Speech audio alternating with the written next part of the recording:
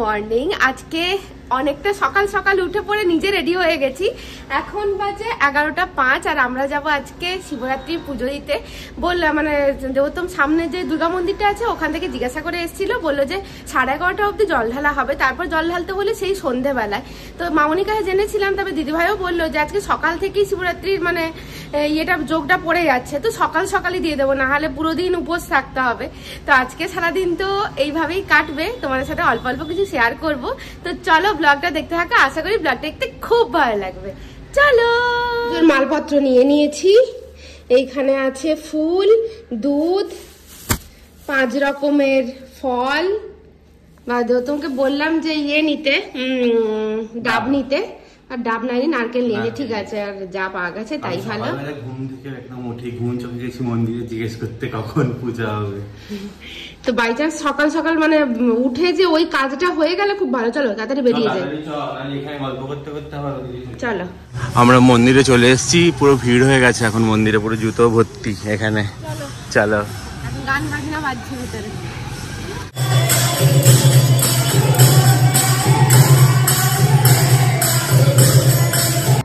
এই যে মন্দিরটা এসেছি, এটা হলো মারোয়ারি সম্প্রদায়দের মন্দির।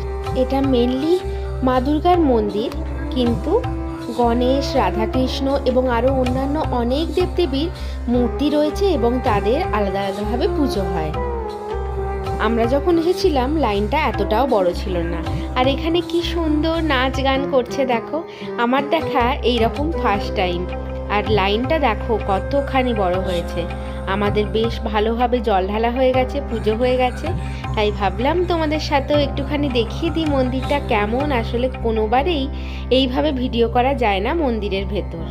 আমাদের খুব সুন্দরভাবে পুজো দেওয়া হয়ে গেছে। এই সবেমাত্র মন্দির থেকে বেরোলাম, এবারে সোজা বাড়ি।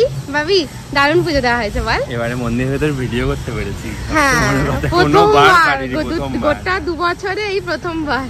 হ্যাঁ এখন মানে খিদে খিদে পাচ্ছে, তো চলো এখন ঘরে যাওয়া যাক, যে সাবু খাবো।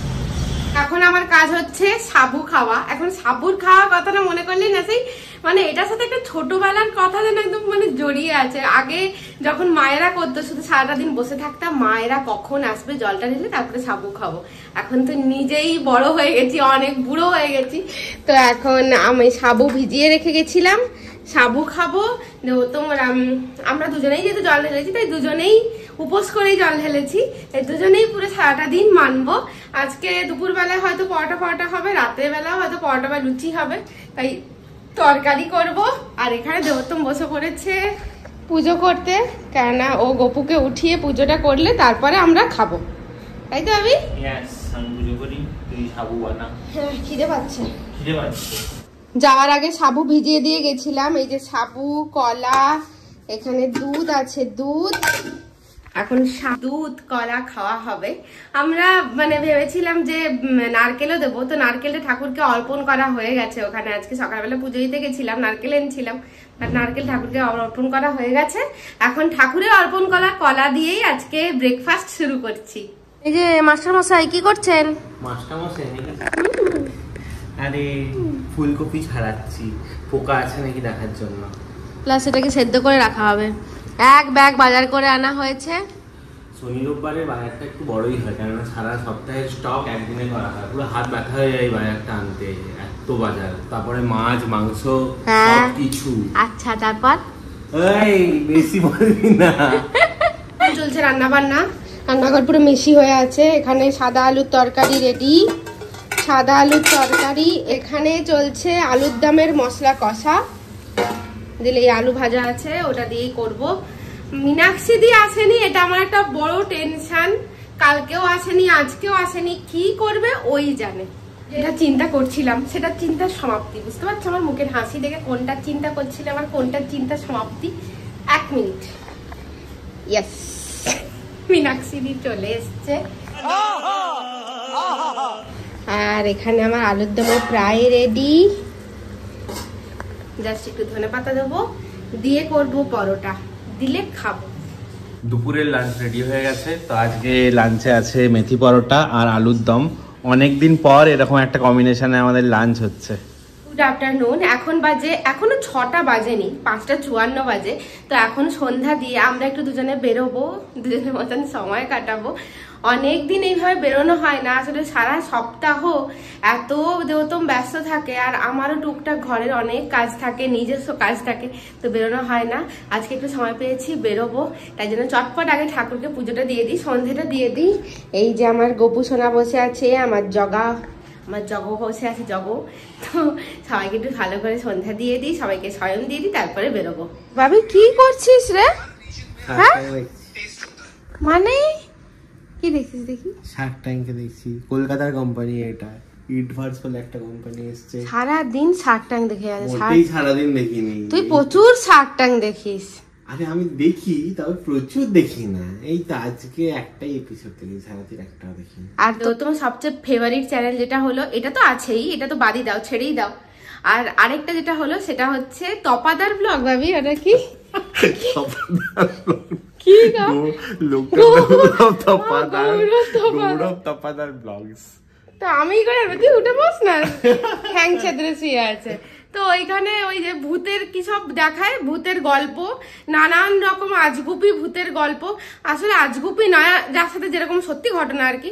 তো আমার প্রচন্ড ভয় লাগে, তাই ওটাকে আমি আজগুপি বলি। কারণ আমি ওটা যদি রাত্রেবেলায় শুনে নিই বা দিনের কোনো একটা সময় শুনে নিই, আর যেহেতু একা থাকি, দেবতম থাকে না, অফিস চলে যায়, তো প্রচন্ড ভয় লাগে, তাই আমি ওটা শুনি না। আর দেবতম ইচ্ছে করে ওটা আমায় কখন বলবে, ঠিক রাত্রেবেলায় শুনতে চাইবো না, কানে চাপা দিয়ে রাখলেও বলবে শোন শোন শোন।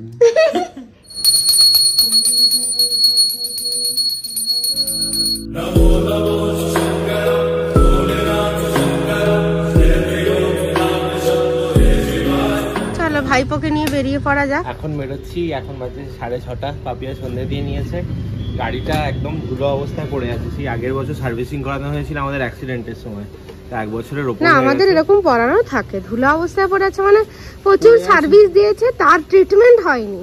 হ্যাঁ না না, ধুলো অবস্থায় পড়ে আছে বলতে এখানে ঢাকা দিলেও খুব ধুলো হয়, রাস্তাটা এত ধুলো এখানে, মানে চেন্নাইয়ের এনভায়রনমেন্ট প্রচন্ড ধুলো আর কি, তো ধুলোটা হয়। তো এটা সার্ভিসিং নেবো বলে আর ধোয়াইনি।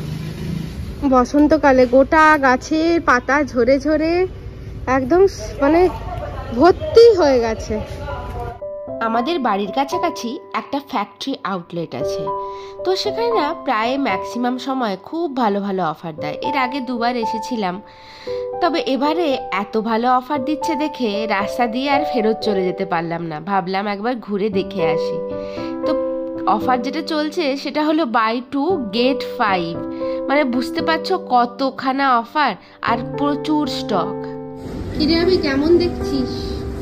অফার ভালোই অফার, আর প্রচুর স্টক, হিউজ, সত্যি হিউজ স্টক, প্রচুর চারিদিক সব দিচ্ছে বাই 2 গেট 5। বাই 2 গেট 5, কিছুতে 30%, কিছুতে 50%, কিছুতে আবার ওইখানে একটা দেখলাম 70% অফ, প্রচুর ডিসকাউন্ট দিচ্ছে। এইটা দেখে বুঝতে পারছো ওই জায়গাটা কোনখানে? যদি ধরে থাকো তাহলে ঠিকই ধরেছো, ফিনিক্স। আমরা ওইখান থেকে চলে গিয়েছিলাম ফিনিক্স। আসলে অনেকখানি হাতে সময় ছিল, তো ভাবলাম যে না, বাড়ি যাব না, চলে যাই ফিনিক্স, কারণ ওইখানেই আমাদের সবচেয়ে ভালো লাগে যেতে। তো এতবার যাই, কোনায় কোনায় মুখস্থ হয়ে গেছে যে কোনখানে কোন ব্র্যান্ড আছে। এত ভালো লাগে দুজনেরই ফিনিক্স আসতে, বেশিটা আমারই ভালো লাগে, তাই দেবোত্তমকে আরও কনভিন্স করি চলো চলো ফিনিক্স যাই। তাই এখনও রাজিও হয়ে যায়, জানে আমার এখানে আসতে খুব ভালো লাগে। কি ব্র্যান্ড নেই এখানে, আসলে আমি কিনি তো না, কিন্তু দেখতে খুব ভালো লাগে। এত ব্র্যান্ডের বিভিন্ন রকম জিনিস। আর এই যে দেখছো হার্টটা, এটা ওই 14 ফেবে করা, এখনো অবধি রয়েছে।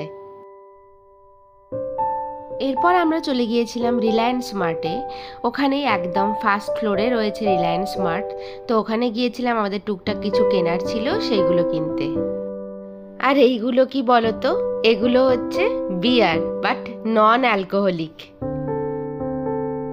তো ম্যাগি মাস্টার আছিস রবি, আমাকে ম্যাগি করে খাও। এই ম্যাগিটা কিন্তু প্রথমবার দেখলাম, স্পেশাল মশলা স্পাইসি ইয়াম্মি, তাই নাও ওয়ান গেট ওয়ান। নি না ওটা নিই আমরা, তো এটা তো নিই আমরা, আটা নুডলসটা। আটা নুডলসটা ছাড় নেই না কোনো?